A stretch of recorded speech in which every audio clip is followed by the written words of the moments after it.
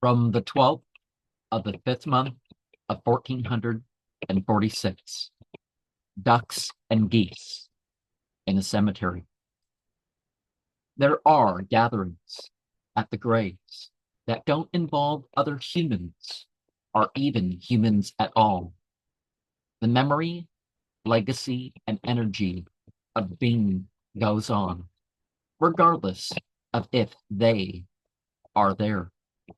Animals react differently to the attachments of the authors. Earth and water meet emptiness between them and the physical air.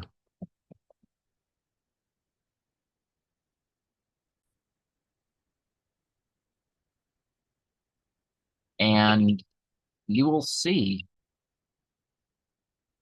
that I had to make a difficult selection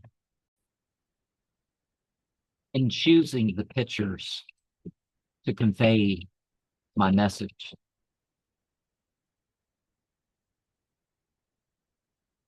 So we connect to the energy, legacy, and memory of those that were, those that are, and those are to come,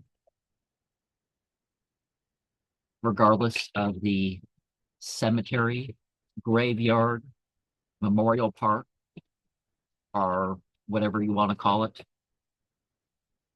There are literally arguments online about such things. You know, which term to use.